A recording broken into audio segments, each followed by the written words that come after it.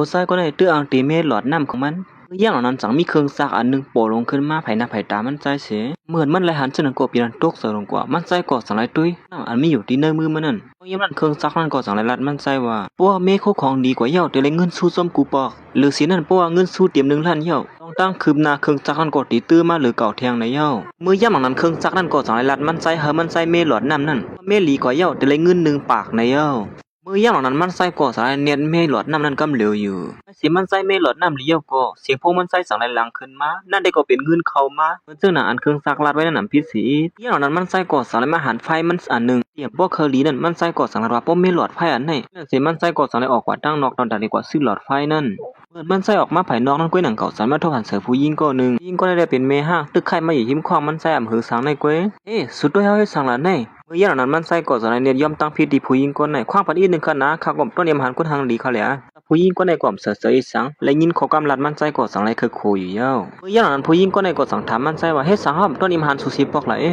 เฮาอยู่หิมควางสุดในก้อยในตีในน่ะซึ่งก็ควางเฮา2ก้อนใน3-3มันก้อยเขาเนี่ยสุก็ตีกว่าเปียดยุกยากหนังเก่าฮะเนี่ยเมื่ออย่างนั้นผู้หญิงก็ได้กอดตีกอดเปียดยุกยักเหมือนกันหนังเก่าที่นั่นเสเขาตั้ง2ก็สังไรมาเปียดยุกยักซ้ำกันในได้กอดน้ำหยาดของยุกยักอันว่าอีขยโยนออย่างนั้นมันใช้ขบวนว่าเขาตั้ง2ก็เตรียมกับไก่สังกันแทงเย้าในเสียอันที่ไปผ่าออกกว่านั้นก้อยหนังเก่าผู้หญิงก็ได้ก็เอาตีมันปลืดปัดที่ไหนก็มันใช้ก็สังไรมาหับเอาไว้อยู่เย้าก็ตีเลยหันว่าไม่ห้างกว่ายามเปียดผมมาเขาตั้งคืนนั้นถึงดิมโหเซอร์เตียนต่อลงขึ้นมาขึ้นทางกำนึงอยู่เย้าอย่างนั้นมันนั่งกอดสังไรลาที่ใส่หนุ่มอ่อนในว่าช่วยเฮาเอาลูกขึ้นอีกนึงดูโอ้ชิบจิบก็อีกนึงเนี่ยยิงก็ในก็สั่งว่าเฮ้ยแคปตีนเฮาในก๋วยเฮาเนี่ยเฮาอยู่ขึ้นมาแล้วลงแคปตีนเฮาในจับยังไว้ข่มหูเมื่อย่างนั้นมันใส่ก็สั่งไรช่วยแถมผู้หญิงก็ในเอาแคปตีนขึ้นมาเสียเขาย่ำนั้นก็เครื่องซักนั้นก็สายลัดมันใส่ขึ้นมาแทงกำนึงเพราะว่ามันใส่เมฆแคปตีนนั่นนี่ขึ้นสู้แทงกำนึงเลยเย้าเหมือนมันใส่เลยฮู้ซึ่งนั้นก็สั่งไรลัดตีเมห้างว่ามันหมอเมฆแคปตีนในในอยู่ผู้หญิงก็ในก็สั่งถามมันใส่ว่าสุเหตุการณ์อีสังหลา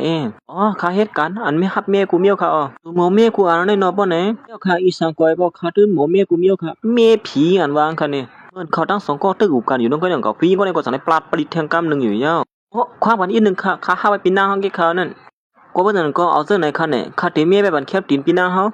เสียมันใส่ก็สั่งได้ยิบแคบตีนมีห้างในขึ้นมาเสียมาเมอยู่เย้าแคบตีนเย้าตัวเย้าก็ผู้หญิงก็ในก็สั่งได้ไปออกกว่านั่นเครื่องจักรนั้นก็สั่งได้ปานรองตั้งกัดแขนมันแทงอันนึงเมไฟฟ้าก็ไล่แทงในเย้ามันใส่หูว่ามันใส่เมไฟฟ้าอะไรในนั้นเหมือนมันใส่ปอกมือเฮือนั่นก้อยหนังเก่าสั่งได้หันไฟฟ้าอันนึงอย่างนั้นเครื่องจักรนั้นก็สั่งได้รัดมันใส่เพราะว่าเมเสาไฟฟ้าในหลีขึ้นมาในติได้รับเงินสู้5 เหงในเย้ามันใส่เลยฮู้ซึ่งนั้นก็สั่งได้เตต้าเซนเซอร์เมไฟอันนั้นอยู่เย้าอย่างนั้นมันใส่ก็สั่งได้มาที่โครงการขับเคลื่อนเครื่องเสื้อตั้งตื้อกูลองนั่นสั่งได้มาลัดในว่าไผหิมตั้งนั้นบอดเป็นอันนึงค่ะสั่งนั้นว่ามันคือกว่าย้อนเมที่นั่นในเย้าสนาที2ก็ที่ในเลยยินซึ่งนั้นก็เป็นตกเสือลงกว่าปัวไฟตัวนั้นสั่งกดมาเมเป็นเลยปอกเลยกำเย้าอำต้นดีเสียปอมันใจเลยยินซึ่งนั้นก็เนี่ยลัดขึ้นมาว่ามันเป็นกวนนั้นไม่ไผกัดแขนเลยสิเปิ้นคือก็ปาทะคาซ้ำเมด้วยคาเลในอยู่เสียสนาทีก็ในก็สั่งได้พร้อมจะมันใจสิมาส่งมันใจเมเผาไฟฟ้านั่นอยู่เย้าอย่างนั้นมันใจก็สั่งได้เมไฟในเย้าตูดีงามพี่ข้าเฮากวนที่เหตุการณ์เปิดปันไฟต้วยคารูสมันปาเลียวในคันเดี๋ยวข้าเมเย้าตัวเย้าเขาในอย่างนั้นผู้หญิงก็ในก็สั่งได้จกโพมันขึ้นมาเสียเฮาปืนเปิดไฟนั่นกำเหลวอยู่เย้าเหมือนเปิดไฟตัวก็ไฟนั่นก็ดีเหมือนซึ่งหนังอันไรหานั่นอยู่นั่นเย้าค่ะโอ้โหสุดในเขียนเต้ลงในเมไฟในเลี้ยวลงท่านก็สั่งให้ลัดขึ้นมาว่าเมเย้าตูดีงามเย้าเลยฮับเงินสู้5 เหกเลยฮับปลาสู้คึกต้อนอันนึงกลางรองไฟฟ้าสอดไหลมันใจเลยยินซึ่งนั้นก็เป็นอันส้มซื่อลงกว่าเขาซ้ำด้วยรองทั้งกัดแขนมันกลางรองไฟฟ้าสอดไหลในนั่นเพิ่งจักแน่เลยว่าแก่เต้นี่ซึ่งนั้นก็บอกว่าเฮาไฟฟ้าสอดห้อมแล้วในพวกนั้นตาเคยซ้ำด้วยละ2 ปาสวดเข้ามาอย่างนั้นมันใจก็อ่างตีซ้ำด้วยว่า2 ไฟฟ้าติดสวดมันเหมือนเสื้อหนังเครื่องจักรละนั่นผู้หญิงก็ได้สั่งทำให้สั่งละนั่นติดซ้ำด้วยว่าไฟใน2 อันมาเนี่ยเขาก็ถูกลุยเสมงมือเสียนะคือก็เย้าไฟในเลี้ยวลุยอย่าไปตื้อเฮาละลงมาแลมันใจก็สั่งว่าอันเป็นสั่งค่ะเขาติดซ้ำด้วยแทงกำเขาคือคักคือคิกไปที่ไหนเขา2 ก็อุบกันอยู่ที่นั่นหึงอยู่กำนึงอย่างนั้นมันใจก็เขาซ้ำด้วยผู้หญิงก็ได้ห้ามซื้อหือกว่าห้ามมันใจก็ตื้อเอาน่ะมันใจเนี่ยยีไฟฟ้าก็เป็นสั่งละนะเอ็นเฮียงปอกกำในเลยบักยาไว้นี่ยิไฟฟ้าของเป็นสังมาก็เนื้อวันตั้งนานได้ฟ้าฝามันนั่นได้ตื่นกูละลาไอ้ฮาเด้อย่างนั้นผู้หญิงก็ได้จังลัดขึ้นว่าเฮ้ยพระดำชอดชุละเน่พระลันนี่ปีเฮาอยู่เย้าว่าคันในเป็นคนหมอเมไผก็นึงแน่ผู้หญิงก็ได้ก็สั่งว่าอำเจ้าอยู่มาไฟฟ้าลงเจ้าไหนบ่ชอดกวนเน่อย่างนั้นมันใส่ก็จังลัดขึ้นว่าล้วนเฮาเปลี่ยนอยู่ในลานนี่พักๆก่อมอยู่ลานนี่เปิ้นได้เปลี่ยนการขึ้นในเฮ็ดอันสิมันใส่ก็จังขึ้นได้ก็ว่าที่เต็มไฟนี่มันมีสายของเขาในคาตื้อก็เห็นนั่นเห็นนินที่เฮาเป็นหยังเขาก็โปว่าอยู่เลยหมอมันตันเป็นไรเลยมั้อว่าได้ลงมาแล้วล่ะเห็นนั่นสิมันใส่ก็จังไอ้ลุงโคลายมาอยู่เย้า ตัวยาวเพราะฉะนั้นก็เฮาปอกไว้เอาเนาะบ่ไหนเห็นสิเขาก็จังได๋เก็บโคเก็บเลี้ยงเขาปอกมาอยู่ยาวเหมือนเขาปอกมาซ้ำตั้งอยู่นั่นกล้วยหนังเก่ามันใจก็สังลาติผู้หญิงก็ได้ว่าอ๋อพี่ค่ะด้านในเจ้าของเฮือนให้ลูกข้าแม่ปันหลายๆกล้วยค่ะข้ามเอากามันค่ะนะอ๋ออย่าไปไม่เซอติลาดปันกล้วยเมื่อย่ามนั้นกล้วยหนังเก่ามันใจก็จังได๋เอาโคลายมันสิมัดตามมันทงแขนผู้หญิงก็ในอ้อมเจอทงคานว่างนี่ป้องย่องคือแล้วนั่นโอ้ความปันอีนึงค่ะนะพี่ข้ามได้ตั้งใจค่ะนะย่อมน้อมอย่าเยอะน้ำค่ะอ๋อมันเป็นสังเป็นเฮาลึกละหางกล้วยเฮากล้วยเพราะอย่างนั้นมันใจก็จังได๋ขึ้นมาว่าโอ้จะไหนก็ตำมีเผอแน่พี่ค่ะหิมหอมจะไหนก็ตำมีเผอสิก็เขาว่าแต่เปียวถอดออกเฮาละผู้หญิงก็ในก็จังได๋ไหวกว่าไหวขึ้นเสียมหานเผอเลยจังว่าวันนั้นถ้าเมื่อว่าปุ๊บจังก็ดีกว่าถอดดังปุ่นน่ะเปิดตุ้ยเป็นก้นยิงน่ะอย่าไปเม็ดใจค่ะคดีเปิดตุ้ยเป็นก้อยค่ะมือปีหน้าเฮาถอดคดีตุ้ยกับเฮาในกว่าเฮ็ดนั่นสิผู้หญิงก็ในก็จังได๋ก็อยู่ตั้งหลังต้นไม้นั่นสิถอดกวนมันอยู่เย้ามือย่ามนั้นมันใจก็ลักเลดามันตุ้ยสิลูกเขาปีเจอทางเขาปีหน้าได้ซ้ำปุ่มหรือว่าหือติลงเสียผู้หญิงก็ในก็จังได๋ถอดเย้าตูหลีงามสิออกมาเขาย่ำนั้นก้อยหนังเก่าเครื่องซักมันก็จังได๋ลาลงขึ้นมาแทงว่าทวงขาผู้หญิงก่อนสิกว่านั้นปัวแม่เหยียบปันปัวในซื้อติเลยเงินสู้ตาหาปากเปียในเย้ามันใจก็จังว่าเครื่องซักในลาลิวางกันเต้เขาติเฮ็ดจะหือก็ย้อนทวงขาเขาจึงนั้นบ่ดีว่าเฮากวนเป็ดหลายลงในเหี้ยวนี่หือล่ะในก็ได้หยาบเต้นี่ลงในก็ใจก็วนล้อไล่ตนดาดีย้อนทวงผู้หญิงก็ในเสดาดีมาแม่เหยียบนั่นมันใจก็ตัวเสวนอยู่เพราะอย่างนั้นผู้หญิงก็ได้จังว่าสุดท้ายอีสังล่ะในอย่าไปถามผิดค่ะนะก้อยเขาถามเปียวว่าข้าวมาถูกขาเปียวใน2ไร่ค่ะเขาติจำมาเหยียบด้วยในกว่าไอ้ในมันละลีวาเต้นี่ของเจอผู้หญิงนี่แต่มันก็ถามว่าเมื่อในเป็นคนลีล่ะนะอย่าไปวนเจ้านั้นค่ะเลยนะพี่เลยวนเจ้านั้นพี่เฮาวนค่ะเลยค่ะเพิ่งเหยียบโคไว้ค่ะเฮ็ดนั่นสิมันใจก็ตุกย้อนอยู่ที่ๆแล้วผู้หญิงก็ได้ก็จังว่าหือที่มาแนวว่าย่อก็ปานมันใจเฮาจังที่ว่าหือล่ะเนาะเอาเลยบ่สุขอะไรบ่เป็นตานั้นก็กำมือเดียวนี่ออกกว่าที่แล้วก็เปิ้นมาหานั่นนี่ตอนหันผู้ใจก็แล้วใครของเสื้อผู้หญิงซื่อไหนมื้อมันใจก็เน็ตยีบ่ได้สิปอกมือเฮือนอยู่ยาวเยี่ยมนั้นมันใส่ก็จังได๋มาเหยียบลีๆงามๆเย้าน่ะไว้สิมันใส่เหยียบเย้าตูลีงามเย้าก็ครึ่งซักนั้นจังได๋เราขึ้นมาว่าครับครึ่งเข้มแลบแล้วตูลีงามเย้าเงินสู้หาปากเปียไหลขึ้นซ่านคึกตอนแทงตอนนึงก็เป็นลิ้นแลบๆป๊อปๆแป๊บๆมันเป็นอีสังเที่ยงได้มาลิ้นมันใส่ก็มีไปไหนอีหังได้มาลิ้นนี่ยาวแก่เด้เฮียงอันตื้อขึ้นมาปอกำในไข่จ้ำไว้ได้มารู้จะไล่ย่านนั้นจังมีก้นๆนึงมาต่อยพักตูมันใส่พอแล้วมาต่อยพักตูเก่าได้มานั่นได้ก่อมเสื้อผ้าหนังเก่าเป็นก้นส่งตั้งกี่นั่นก้วยย่านนั้นก้วยหนังเก่าไม่ห่างหิมข้องมันใส่นั่นก็จังได้เลียนออกมาเฮ้พี่เฮามีลองตั้งอีสังขะละสุโมเมติหุงข้าวหุงพักตัวเต็มหม้ออีรอดก็เขาพี่เฮาบ่ได้กินข้าว2เซอมาเฮาเลยกินข้าวจำกันปานนั้นก็ว่ามันจังกินข้าวที่แล้วก็แม่นเนี่ยว่ามื้อเดเฮาโตต้องไม่เข้าอ้างที่มาหุงข้าวหุงพักไหนว่าที่หุงข้าวมันเหลวเพี้ยวว่าชุกซักหมดพี่ห้ามหลหุงข้าวหุงพักเฮาค่ะมื้อเหลียวในเขาซื้อข้าวพักมาตั้งน้ำตั้งหลายเขาในหามากินจำกันเฮาละว่าเฮากินเยอะๆข้าวที่แม่บันก้อยที่หุงข้าวหุงพักปีหน้าเฮานั่นเพราะฉะนั้นเฮาก็เก่งจะสวยมาแล้วปานนั้นก็เฮากินข้าวซ้ำกันสิมันใส่ก็จังยี่บ่จอกเขามันสิเลียนเขาก็ที่เนื้อข้องมีห้างนั้นกำเหลียวอยู่ยาวเหมือนเขาทั้งสองก็มันนางสิตับเขาอยู่นั่นก้อยหนังเก่ายิ่งก่อนเป็นแม่ห้างในก็จังได้เคยโคมันใส่เฮ้ยเพียวเคยโคอีสังขลานี่เม็ดข้าวซับซุบสวยนี่อันมาล้วนเรียกเยอะลงมาเลยเฮา7,000สูมันใส่ก็จังได้แลบออกมายาวเมื่อย่างผู้หญิงก็ในหันว่าลิ้นใจซึมออกมายาวปีเสือในนั้นมันนางสะโพดตกเสือลงกว่าเป็นซึ่งหือพองขลาลิ้นคาในต้นยำหันลิ้นยาวบ่เป็นตาได้สิปอเขามันใจก่อสารขึ้นว่าลิ้นคาในเฮ็ดไรกูซื้อกูลองก่อนเขานะผมหิวในก็พี่หอมปันคาซ้ำด้วยค่ะล่ะเมื่อย่างนั้นก่อนเป็นเมียห้างก็ในก็เมื่อได้ยินข้อความมาเหมือนมันใส่นั่นอะไรบ่นลึกๆบ่นกว่ากะว่ากะเปียลงกว่าห้างก็เหลียวมันน่ะปีหน้าเฮาบ่อีสังขนาดในก็บ่อีสังก็บ่นนำกว่าอีกนึงกวยห้ามบ่นว่าลิ้นสูในเด็กกัดแขนบ่เป็นตาในม้อตัวยำกว่าพึกอีสังที่สิดีมาหาดข้ามเลยพึกอีสังค่ะหรอมันตื่นเปลี่ยนมากกว่าค่ะก็ยามันสิละมื้อเหลือได้เฮากินข้าวให้ก่อนเนาะสิเขาทั้ง2ก็สังนางเฮ็ดตาบเขาอยู่ยาวใจเจอมันตักพักมันไม่ห้างนั้นกวยหนังก็เฮ็ดเฮาไม่ห้างในตกเสือสิมันคิดตกลงกว่าใจเจอมันก็สังลงมาเก็บปันในยาวมันใจกลมลงมาเตอโขนั้นก็สังหันแม่นกุ้งเกาลำมีลงตัวนึงเครื่องจักรนั้นก็สังลงขึ้นมาแทนว่ากวนปิดป่องเพราะว่าแม่ปานไหนติเลยรับเงินสู้ตา1เฮงย้อนในยาวอันสิลองในก็เป็นลองหยาบตอนตามันใส่เตที่เฮ็ดจะหือย้อนกวนปิดพี่นางในมาเลยในมามันที่ว่าก็เป็นกวนเปลี่ยนลายในโยดีหือละในลองในเฮ็ดอันเสมันใส่ก็สังลุกขึ้นมาถ้าโจพี่นางเฮามันใส่ก็สังขึ้นมาว่าพี่เฮาเนี่ยที่จ้างก็คั่นเนาะกวนปิดสัมปปองก็ทำไปเป็ดคาละเหมือนพี่นางก็ในเลยยินข้อความมันจะไหนก็สัมปลีอายลงกว่ากำเหลียวคาติยิปันพี่นางเฮาสังที่ไล่ค่าหือสุนก็ลาลีว่าเต้กวนปิดสังมาเยปันเฮาเนี่ยเมื่อไกลเนี่ยเขาตื่นหาลีเลียวเฮ็ดสั่งตาสุนี่ตุ้ยสวดตุ้ยซีติล่ะ ก็สั่งว่าใครจะหือล่ะก็ข้าวกุมลงตอนนั้นมันด้วยคนตื้นหันเยอะค่ะเหรอข้าดำดันด้วยลีข้าวนั่นพี่นางก็เลยสั่งว่าสุดด้วยลีบ่เป็นนะตัวว่ามันด้วยลีก็มียุ่มสุละว่ามันด้วยเนี่ยพี่นางในก็เปลี่ยนเรียไอซีสันแล้วคือว่าก็ยังมันสิละเขาตีว่าเมียไพ่เขาเอาหุงพักคำเลยหุงเขามาเลยว่าเนาะเนี่ยก็ยังนั้นใส่ก็สั่งแล้วคือว่าพี่ยังก็เนี่ยความหลวมเมียในมีน้ำแก้วลงในบ่ได้เด้เขาใกล้มาเมียปั่นพี่นางก็ได้แต่1 ล้านวันนั้นแต่ตื้นตีเตรียมง่ายๆอยู่กว่าเสียมันใส่ก็ใส่ลุกขึ้นมาเมียปั่นโมไพ่พี่นางก็ได้กำเหลวอยู่แล้วเขายันนั้นมันใส่กอดสั่งเลยมาซ้ำเลยตีหนึ่งเยี่ยวตีหนึ่งอยู่เฮ็ดนั้นพอขามาด้วยแต่ไฟฟ้าพอใครเลี้ยค่ะเนี่ยพี่นางเขาว่าพี่นางในจังถามว่าเครื่องเจ็ดไฟนั้นเขาดำมีก่อนแล้วเนี่ยเลยเอามาอยู่ฮะเครื่องเจ็ดไฟนั่นน่ะยันนั้นมันใส่กอดสั่งรัดว่าเอามาค่ะหรอก้อยกายอย่าไปไม่ใส่ขาในมีเครื่องเจ็ดไฟหังก้อยขาออกไฟฟ้าสดค่ะหรอที่ยองก็อยู่ในเจ้ามือละลายยี่ไฟฟ้าเนี่ย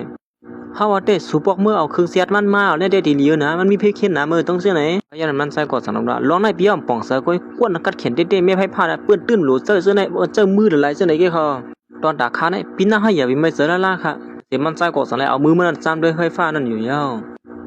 ด้วยเหมือนดำมีไพ่ล่ะมีค่ะให้สั่งเลยว่ามีค่ะล่ะก้อยก็ว่าคาตื้นเป็นสังค่ะจะเตะอยู่ฮะว่าส่วนเป็นสังในนั่นก็มือเรือในพี่เขากว่าเอาสายไฟอันนึงมาปั่นคากำนึงค่ะลูกที่นั่นเสียพี่นางก็ในกดสั่งเลยกว่าเอาสายไฟนั่นมาปั่นมันใส่อยู่ยาวมีอันไหนกันน่ะเจ้าอะไรอยู่ไล่เขาขาดิซ้ำเสียบด้วยเขาเนี่ยจัดตีหงเขาพักเมียแคมเดียวเย้าตัวหลีงามเงินสู้ก็ไล่ห้ากว่าเย้าผมกันดังเสียงดังหมดโหเฮง1 ปากเมื่อเหลียวก็แคมเล็บเย้าหือขล่ะก็ไม่เตี้ยพี่นางมีห้างในก็เป็นอันยองอามันใส่เตี้ยว่าสุดในเมียกำเหลียวก็เลี้ยวโม่เขียนเตี้ยลงปุ่มมือเมียก็ขาดย้อนปอกมือสีก่อนเขาเพราะนั้นย่างนั้นผู้หญิงก็ได้กดสั่งว่ายินส้มสุดเตี้ยว่าวันเมื่อไงเมื่อพุกมาตอนตัดเป็นการยินส้มนะเขาได้เล่นเข้าสู่ตานะเห็นนั่นเสียมันใส่ก็สั่งไล่ไปปอกมือกว่าอยู่เย้าไม่ห้างในก่อสั่งไล่ตัวจมกลมันใจเสียแล้วขึ้นมาว่าโอ้โหมันใจในกัดแขนเต้ลงปมมันเลยมาอยู่จมก่อนเต้งเขาดูว่าหืออีเดวะเฮ็ดนั่นเสียถึงกลางนาเมืองเลี้ยงมาไม่ห้างนั้นก็ซับมาต่อยพักถูมันใจอยู่เย้าสูไปลูกละในเมืองเลี้ยงอยู่มือเหลียวเนี่ยมาตีเฮือนเฮาเลยเฮาหุงเขาพักไว้ตั้งหน้ามือเฮากินข้าวซ้ำกันเฮ็ดนั่นเสียไม่ห้างในก่อสั่งไล่ลากแขนมันใส่เขามือดินเนอร์ของมันนางนั่นอยู่เย้าบ่นั่นครับปิกพักถูกข้ากำบ่ไหนก็สั่งไล่มันนางให้ตาบเขาเที่ยงให้แนวน่ะเมื่อพ่อเคยกินข้าวอยู่นั่นได้ก็ไม่ห้างในก็ปั่นใส่ไงอย่างเงี้ยน่ะมันใส่สังดัดขึ้นมาว่าโอ้โหปีเฮาในเฮ็ดข้าวพักบันเต้ข้าวลงแน่เลี้ยวว่าสุเลเซอร์กินก็ส้มๆอยู่นะปีข้าบ่มีลองอย่าไปสั่งในก็ลาไล่ข้ามเร็วค่ะข้าดิซอยเทียมเปียวก็ซื้อกูลองไว้ค่ะนะเซอร์ที่5เซอร์เขามันนางก็สั่งดัดว่าน้าโอ้น้าเซอร์ปีเนี่ยบ่เคยเลี้ยเนี่ยสุมาด้วยถึงลุ่มลาปันอิ่มเลยหือฮะเมื่อย่างนั้นพี่นางไม่ห้างก็ในก็สั่งไล่ดีใจซื้อมันนั่นว่าที่น้าอกเนื้อเสือมันนั่งนั่นพวกเขาหลีเฮาใจซื้อมันจอยเถียมบันอีก1ในเย้าอย่างนั้นมันใส่ก็สั่งรัดว่าเฮ้ยข้าได้หมอเมฆเครื่องซักไว้เขานะกับผู้หญิงในข้าหมอเมฆเว้ยไม่ห้างนะก็สั่งไล่มาฮีบ่มือมันใส่สิรัดขึ้นมาว่าตุ้นเมฆปันไล่อยู่เย้าว่าบ่สุขเมฆเด้สุเป็นผู้ชายก้อนนึงสู่ตุ้นเมฆปันไล่ยอดยาไล่อยู่เย้าว่าเมื่อย่างนั้นหน้าตาไม่ห้างในก็มึนซึ่งแต่ก็ขอหานอยู่ในเย้าค่ะพี่นางเด็กเขาเมฆซึ่งหือเด็กค่ะล่ะเนี่ยมันใจก็สั่งขึ้นถามเขาว่าข้าจำดีที่จะหือยอดยาข้าล่ะข้าจำเสมอยาลวงข้าแลเมื่อย่านไม่ห้างในเตียนดีๆลอดๆอยู่นั่นกุ้ยหนังเก่ามันใจก็สั่งพันฟังตัวเก่ามันว่าเฮ็ดจังได๋เปลี่ยนการมันอยู่ในมาสุกซักมันอยู่ไอ้ฮะในก็เปลี่ยนเลียไอ้น่ะอย่าเลียจังนั้นว่าเฮาดีกว่าล่างหวานเขาข้าดีกว่าใจพี่นางเฮาค่ะบ่นั่นก็เฮาจะมายิ้มยาหวานคอนเลียวกันเที่ยงให้ในห้องสุเขาย่ำหนังได้ก็พี่นางก่อนเป็นแม่ห้างได้ก็จะตื่นตีนเฮียงน่ะเย้าน่ะแต่มันใจก็ห้ามชี้ตัวเจ้าก่อนได้ซ้ำป้อมเคยไล่สีเดียวมันใจหันหน้าพี่นางก็ในเลี้ยงหน้าได้แล้วมันใจสั่งถามว่าเฮ็ดสั่งหน้าพี่นางเฮาเลี้ยงสังห่างไว้ขนาดนั้นบ่ดันก็มีติไข่เอาขล่ะเมื่อพี่นางห้ามบ่ดีอกดีเซอในขล่ะอย่างนั้นพี่นางไม่ห้างในก็ลัดอาอยู่ให้นั้นก้อยกลับมานางหอมเย็นแล้วน่ะจังได๋มันจีบใส่มือใจเสื้อมันสิลัดว่าซอยเทียมเฮาอีกนึงเนี่ยนะส่วนว่าเฮาในเป็นซื่อหือพ้องจอมันลีลอมลีต้วยหือมันใส่ก็ตั้งลียาสิลัดก็ว่าลีค่ะลีกูซื่อกูร้องเย้าค่ะนำกาห้องข้ามากินข้าวบ่แทงก่อนเสพี่นางไม่ห้างในก็สั่งว่าห้อมใครแล้วซะซึ่งนั้นเฮาเขาว่าใน2เฮาจันเจอศูนย์นั่นกว่า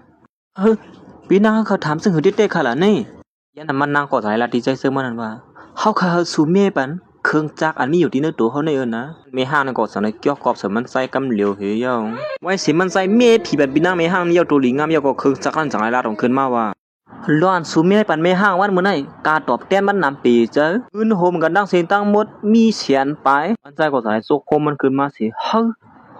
ิป้อใกล้ๆเมปันผู้หญิงที่ไหนได้เงินเขามาไว้น่ะลงแน่ป้นน่ะได้ลูกกว่าหาเมเป็นผู้หญิงเองในป้นได้ไอ้ฮาเด้ยิ่งเกินใครโผล่ที่ได้มาหาไอ้ฮาเด้ไรกำเหลียวเนี่ยนั่นเสียมันใส่ก็จังได๋มาเหยียบคนปิดพี่นางแม่ห้างนั่นอยู่เฮ็ดนั้นเหยียบยาวตัวหลิงงามยาวก็เงินสู้นั่นก็จังได๋เข้ามาเตียงนี่ยาวเงินในเขามาไว้ที่หลงเมคนปีที่ไหนก็แก่ลงป้อเป็นอะไรจะลายงาหาอยู่เฮ็ดได้ เลยเตรียมต่างลงกว่าที่ใน Facebook เสียพวกเผาใครเมียอีสังเลยก็รับสืบมาหาเฮาเลยกำเร็วในเด้บางเผาที่มีคนสนใจนำมาแน่เฮ็ดนั่นสิมันใจก็จะเลยเตรียมต่างลงกว่าที่ใน Facebook ครับแม่กูซื้อกูลองสิมันเครื่องเสื้อไว้ผ้าโคบดาผู้หญิงมีโผจะไหนกูเมียวๆไหนเอาไว้สิมันใจเตรียมลงไปถึงสาวนั้นก้อยหนังเก่าเสียงพวกมันใจก็จะเลยลังลงขึ้นมาเฮ้อนี่เป็นครูสอนเอามือคือโรงเรียนสั้นสวมเหรอเน่เขากลับสืบมาหาเฮาอีสังเขาเยี่ยมได้มาอำนั้นก็หาเฮาก็มีอีสังสิซื้อสิลองหาตัวเฮ็ดนั่นสิมันใจก็สังเลยหาพงบ่คือค่ะล่ะครูสอนเฮาค่ะครูสอนนั่นก็สังเลยที่มันใจว่าเฮาหันสู่เตรียมลงกว่าที่เหนือ Facebook เอ้ยสุภาพแม่ครูซื้อครูลองคู่ของเซาตั้งตื้อนั่นจะหืออ๋อเจอเขาอ้อมีลองอีสังเฮาค่ะสวยค่ะล่ะครูเฮาครูสอนนั่นก็สังว่าที่เฮือนมันใส่ไข่บ่ค่อยเข้มมันใจมือด้วยบันอีนึงไหนอ๋ออย่าไปไม่เจอค่ะที่มือด้วยบันก้อยค่ะไว้สิวางพงกว่ามันใจก็สังนั้นคือมาว่าสอนเฮาก็ในห้างดีกว่าห้างดีเฮามือหาเขานั่นแต่การเฮานั่นตื้นมีนำห้างก้มกาสายไฟในก้อยเฮาก็ตีเสียวเตรียมล้านนั่นแน่หลุเนี่ยส่องไวๆกว่าไอ้ฮาร์ดเนี่ยนั่นสิมันใจก็สังเลยฮอดมาถึงที่ครูสอนเก่าเขานั่นครูสอนเก่าเขาเนี่ยก็ซ้ำใครเล่าลีไว้เต้นั่นก็ครูสอนเนี่ยก็สังเลยถามมันใจว่าทางสู่เฮียนถือโหนเฮียนซั่น2มองยาวเฮ็ดสังซ้ำมาเฮ็ดการจังไหนเกล่ะก็ฮับแม่อีสังเปิ้นจังไหนก็ทางห้างนี้เลยเขาอำบิมมันเตียงอีสังค่ะลูแม่กินโคของเซอตั้งตื่นจังไหนสุดแต่เลยเงินกะหวนก้อยอย่าไปไม่สาขาตอนตัดกินข้าวไว้แดมหยาบเซออีสังสิอีดข้าวแน่เมื่อเลยมือสุมิตั้งยังอันจังไหนก็เฮาก่อมเตียงอีสังสุ่มบายางสังชัวว่าเมื่อย่างนั้นมันใจก็จะได้ลุกขึ้นมาเสียว่าครูสอนเฮาว่ามีไฟบ่ใครหลีนั่นมีแต่อะไรค่ะที่ต้วยปันค่ะนะดินเนอร์ของมือเฮานั้นมีเป็นอะไรอันใดดีก่อนเมื่อกลางนั้นในห้างที่หุงข้าวพักเนี่ยยินอาหางเป็นแคมไฟช็อตของก่อมหัวนั่นจอยต้วยปันอีนึงโล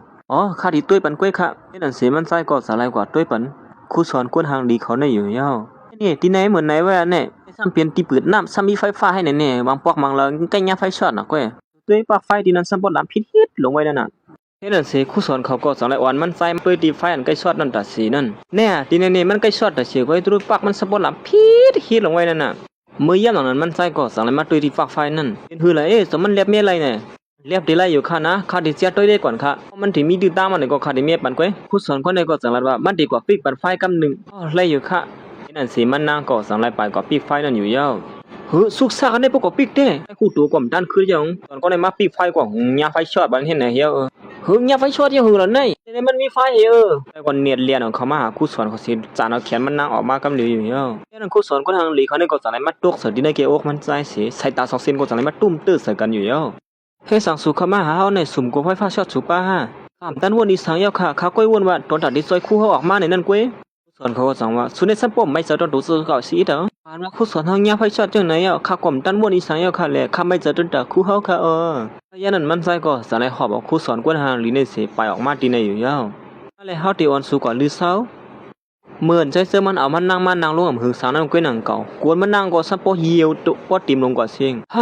สุเหี่ยวเสกวนอย่างหือละนั่นย้อนปัวสูงยาไฟช็อตเสียอ่ำต้นหูนื้อหูตัวเลยเหี่ยวลันเสกวนนั่นในใครว่าแก้ไม่เตะเขาในคาติออนสู่กว่าหาหมอค่ะนะอย่างนั้นครูสอนก็ในก็จะนัดขึ้นมาว่าเฮ้ยด้วยเหมือนบ้าให้สังเฮาตรงตัวซัมปอมไรสิละเนี่ยไปเฉลือเฮาซ้ำตึงลูกพึกกาอยู่เนี่ยเขายันมันใจก็สังเกตละที่ครูสอนนั้นว่าเนี่ยเจอเขาย่ำตอนดอที่มาไม่เสือตอนด่าตั้งการนั่นขนาอันไม่เสือนั่นตอนด่าตั้งเปลี่ยนสูนให้เขาไฟช็อตเจ้าเนี่ยหยาบเสือเขานั่นก้อยการลองในมันก็ตื้นหายอยู่กว่าลองไฟช็อตนั่นขนาดนึงก้อยวันครูสอนเท่ากับหาหมอค่ะนะมันที่หายขึ้นอยู่5 เปิ้นนั้นอำลีเลยไม่เจอนี่เนาะยันมันใจเกิงว่าเฮาที่อ่อนสุกว่าห้องยามื้อเหลียวในค่ะนะกำก่อนแลไล่ปันกวนเฮาอีก1รอเยี่ยวเตรียมกวนลงไว้จังไหนที่สิหือกาเยี่ยวเตรียมห้องยาหมดเหี่ยวกวนสุมีอยู่ที่ละขลาบ่นั้นเฮาดิเน็ตกว่ามาปันเฮ็ดนั่นสิมันใจก็ตอนเน็ตเรียนเข้าก่อนดิเนอร์ของครูสอนกวนทางดีนี่อยู่แล้วกวนปิดสะบ่เตรียมกว่าเสียงได้มาครูสอนก็กวนไว้ดีละลายก็โหนี่มันใจก็สั่งได้มาสอหาตี1ยาวตี1เฮ็ดนั่นมันเซอตีนั้นก็แทงตี1ความมันอีก1ค่ะนะหันยาวค่ะก็ไม่เตี้ยใจก็จะให้ลากคนปีเรียนออกมาคำเหลียวเหี่ยวมันก็สั่งว่าครูสอนค่ะเมื่อเหลียวในค่ะได้ไล่ปันกวนสู่เขานะเมื่อไรเฮาที่ถอดกวนสู่ไปอยู่ย่ำกันก็ถอดกวนนั้นตั้งเฮาได้เด้มไล่แต่คนรับผู้รับตายถอดกวนไปถอดหยาบได้มาตอนนั้นก็สั่งว่าเฮ็ดสั่งเฮาได้ไปเอาโพซับบ่มีคนมาถอดกวนปันเฮาได้มาหยาบเสลียไอ้เบิ่นน่ะก็เบิ่นพูดถึงละไอ้ถึงนั้นเลยเฮ็ดนั่นสิมันใส่ก็สั่งให้นุงปันกวนครูสอนเขานั่นอยู่ยาวได้ยุกกวนอีนึงเขาเฮาจานกวนคืนเนี่ยไล่ละเขานี่ไล่ปานนั้นก็มันนั่งก็สั่งให้ยุกกวนมันขึ้นอีกเนาะเฮ็ดนั่นสิมันใจก็สั่งให้เสิร์ฟปันยาวตัวหลีงามถอดได้เหมือนหางไงบ่มาเสิร์ฟขยับไปอีกเนาะอันลองอย่างมือเดียวในคาติออนสู่กับห้องยาค่ะนะสิมันใจก็ต้องแล้วพอครูสอนกวนทางดีเขาในกว่าที่ห้องยานั้นกำเหลียวอยู่ยาวฮอดมาถึงที่ห้องยานั้นก็หมอยาสั่งให้มาเสียด้วยไฟอยู่ดีมันนางเขายานั้นหมอยานั้นก็สั่งให้ลัดขึ้นมาว่าหญ้าไฟฟ้าสอดอันขนาดนึงก้อยได้มันเป็นอีสังค่ะเฮาเสียด้วย ตึกเข้มลีอยู่เขานะอยู่ฮือหรือเฮ้ย2-3บ้านก็หายเหมือนก็ว่าพอดีเลยไม่เสยเฮก็หือกันเนี่ยยินส้มเปียวค่ะหมอยันตัวใจเสื้อมันเสียจังลัดขึ้นมาโอ้โหไม่รู้ก็หักสูในไม่เสยตอนตาสูเตเนี่ยเขาทางแต่เขาที่หักสูเตเนี่ยเนาะเอมีก็หักเสนอเตะนางเตือนตีละดอกเป็นตะเปียมันกล้วยเนี่ยใจเสื้อมันก็ยินส้มหมอยันเป็นกำเหลียวเฮียลัดตัดนาไม่คู่ส่วนเฮ้ยเนี่ยลีเลยไม่เสยสังยาปอกมือลือเสยก็2-3บ้านก็หายแล้วอ่ะอ๋อค่ะยินส้มเมียวค่ะเพราะเสนั้นก็เขายันคู่สวนเนี่ยก็สอนให้ละลงขึ้นมาว่ามือเหลียวเนี่ยเฮาใครเขาข้องน้ำก็ยาวว่าเฮ้ยทีนี้มันเป็นเนื้อห้องยาเฮาที่จะหืออ่อนชุกกว่าที่เลยขนาดนี้มันต้องมีข้องน้ำเขาทีนี้นี่เพราะฉะนั้นเฮาซ้ำที่จะหือละเฮาเยี่ยนำไรเยอะนี่ยันมันใจก็สอนลากออกมาถงเจียนมีอยู่ที่เนื้อท้องมันนั่นอยู่เยอะเฮาได้สู้ป่วยเฉินนั้นไหนเฮาละไหนเข้มนั้นถงเจียจอกมาให้เฮาจกมือเปียดขึ้นก็เฮือนเนี่ย